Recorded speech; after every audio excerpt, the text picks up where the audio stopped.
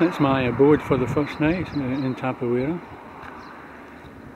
And that's the road down towards the Wangapeka Track. I'm just going to go down to that bridge down there and check out the cell phone coverage, which I'm told is kind of minimal there and non-existent elsewhere for Vodafone. Well, this is the start of my walk up the Wangapeka. Back that way 2 minutes is the car park. Forward this way is the bridge over the rolling river.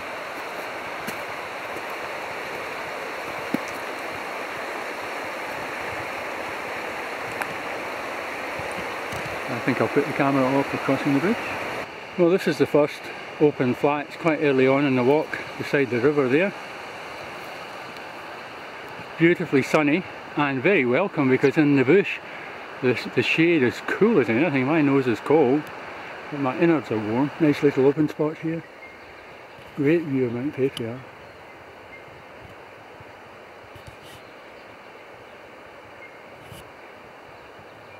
Coolish breeze, but warm sun. Very, very pleasant.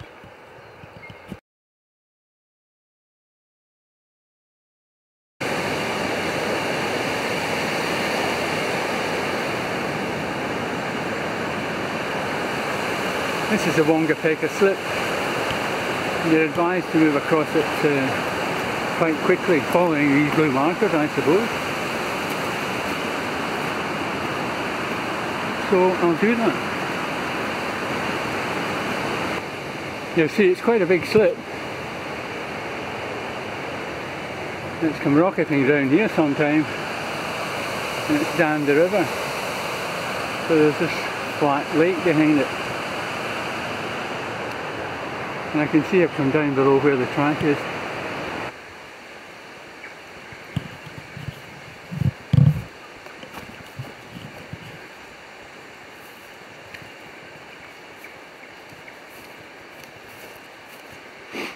I'm going to have about an hour's R&R here before going on to the next hut.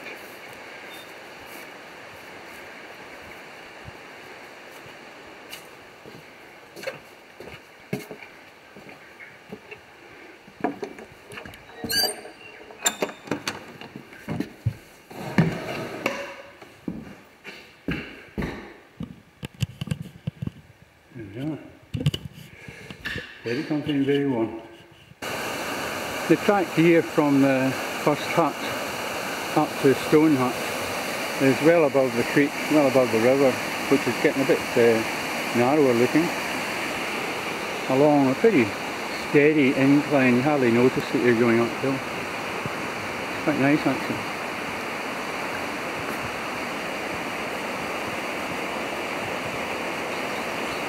Well, this last bridge was a long time coming. That's the last bridge over the Wangapeka before the next hut, Stone Hut, which is about half an hour away. I gotta tell you, it took me a while to get here. I just seemed to run out of puff halfway between the huts, and lots of cramp, and should I go back or should I carry on? But I just slowed up and took my time. Still a lovely evening. So, according to the notes, it's half an hour to the hut along there. Well, this is a flat where Stone Hut is. Took me long enough to get here. Just about to put a fire on, settle down for the night. I think it's going to be extremely chilly tonight. This morning was a beezer frost in Taipo Hut, so it'll be a beezer frost here. I think I'm about 500 metres higher.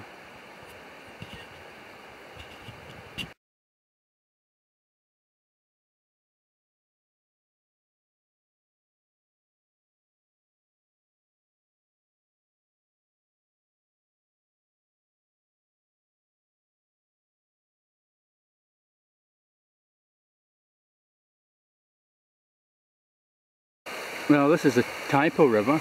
This is the bridge over the Taipo. And I've just come down this very rough trail from a place called the Tabernacle. And so it's taken me about an hour and a half from helicopter flat hut to here. And I think I've got about another 2 hours to go wandering up the Taipo Valley. I'll just take my time. It's a beautiful day.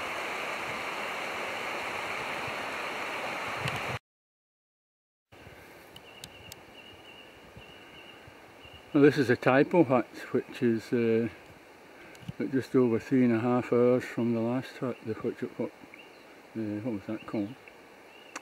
Forgotten. I was tempted to stay at that last hut because it looked like quite a stretch to get here, but I've managed to dodge cramp fine today. Just took my time. But it's frigid. I mean, the weather's great, but in the shade it's really cold, and then at night time, gosh, the frost is just incredible. So it's just as well these huts have fires. Still, I managed to keep warm in the hut last night, quite cosy, and cosy in bed with my hot water bottle. So I'll do the same tonight. Today was a big day. Tomorrow's not quite such a big day. But I'll leave early anyway, just to make the most of it.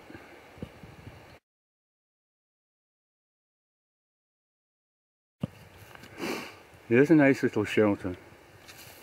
About an hour from the Taipo Hut. When most of the climbing's done, there's a bit more up to the pass, but it's only another, I don't know, 200 or 300 feet. Up and round the bend to the right, I think. Taipo Hut shelter.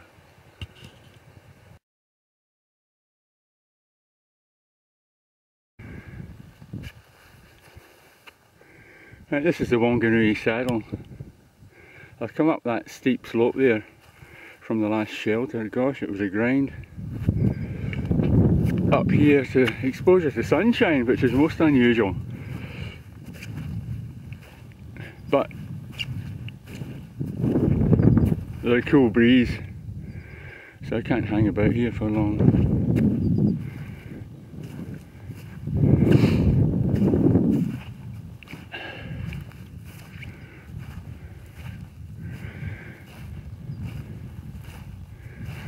Might be a wee sheltered spot down there for a kind of early lunch. It's just 11 o'clock. Oh no, it's 10 o'clock. It's taking me, oh, it's not even 10 o'clock. So it's taking about an hour and 3/4 to get to the saddle from the hut. Very nice. So it's downhill from now on to the next hut. It's about 4 and a bit hours away, I think.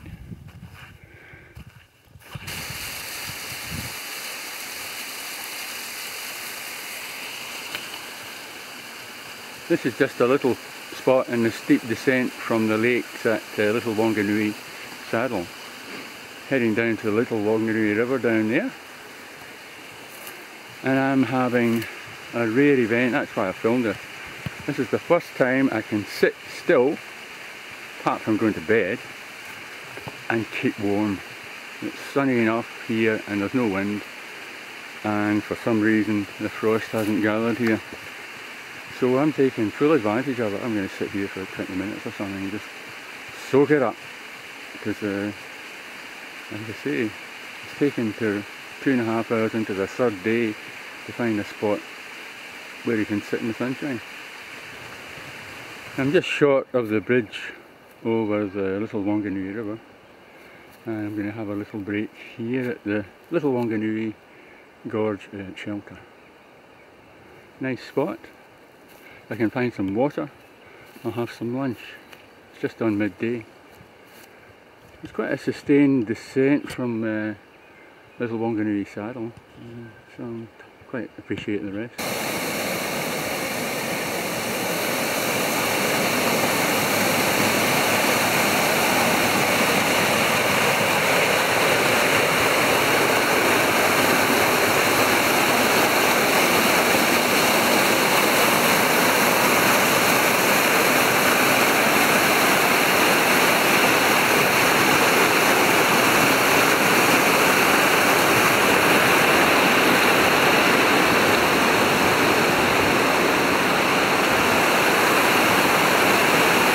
That's up towards the top where the Wanganui Saddle is. Sorry, the Little Wanganui Saddle. And that's Down Creek where I'm heading to Belltown Hut. Nice bridge.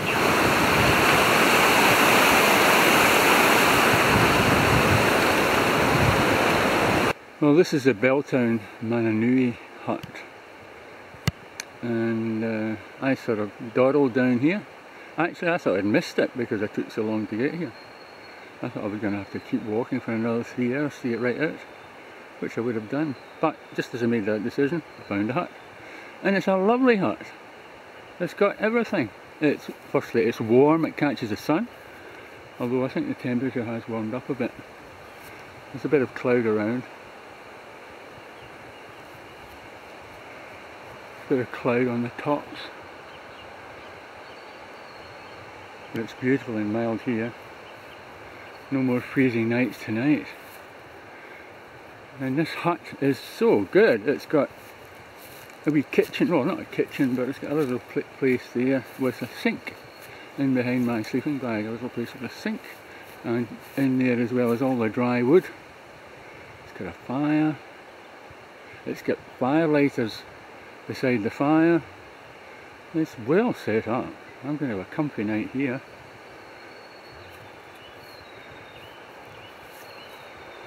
I don't know if it's going to rain before tomorrow, but it wouldn't matter. I'm going to get 3 hours to walk if it was raining.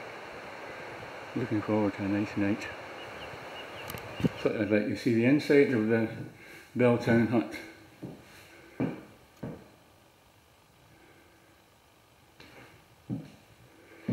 Haven't organised my bedding stuff yet, it's just chucked around. And look at this great little stove. Everything's so clean and tidy. Look, firelighters. And the other thing is, outside there's a boardwalk. That boardwalk there winds its way all the way down to the toilet. So I can put on my slippers and go to the toilet. Normally you've got to put your boots on, which is a big ask. Anyway, I'm going to have some tea, some early tea, and slop around.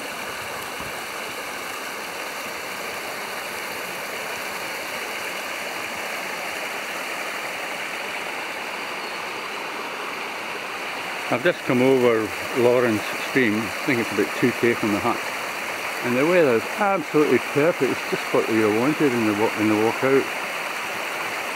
The sun's out, it's mild, beautiful, and I think this walk out is going to be really quite easy. Which is a nice thought, because some of the track was quite challenging, I thought. Anyway, heading out for the road.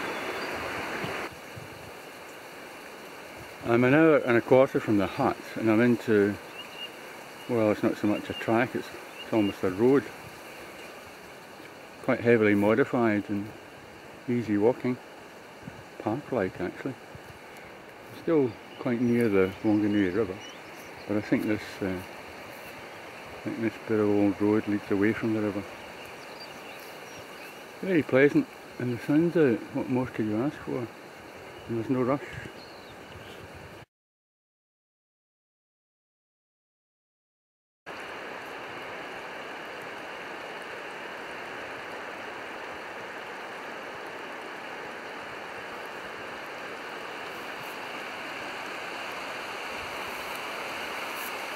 It's just gorgeous.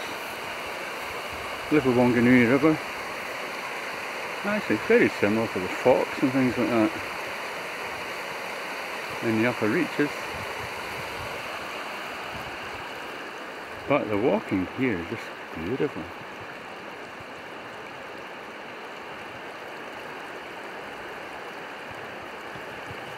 Well, I'm away from the river now on this road basically. I think it used to be an old access road to the river, and we've been along it for a bit, so I think about another kilometre, 3 kilometres of it takes you back to the river again. A bit featureless and could be anywhere really, but I suppose it's quite pleasant. Well, here I am at the car park at the end of the walk. It took me just over the 3 hours to get here, what with my stopping for videos and looking around. says here that public telephone's another 500 metres, so I'll wander up there. It's a proper road here now. Of course the thing is, the proper road goes for, I don't know, a few hundred yards down there, but people are forced to walk parallel to it down there. I suppose it's an agreement that Doc could never come to. Anyway, that's the end of the walk. Mission accomplished. Well, this is the main road. That's where my lift's coming from. And this is the public telephone kiosk, which you can phone free from. And it's quite a selection of backpackers to phone. And car park's 500 metres down that way. I had an interesting conversation on the phone. The lady said, oh, our bus isn't available, it's down in Westport getting a warrant of fitness. And I had to explain, yes, I knew that, and that's why I was phoning her farm. She knew nothing about it. But anyway, she said she'd find out, and I got a ring back here. Paul says he'll pick me up. Super.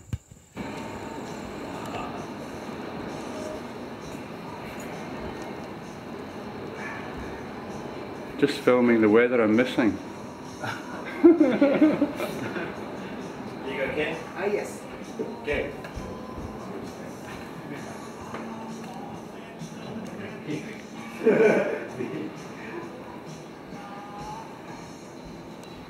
This is Ken, the manager.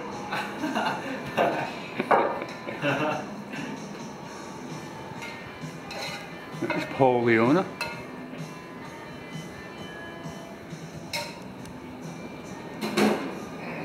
This is the view out of my bedroom window in Rongo Backpackers. Nice garden with lots of personal artwork.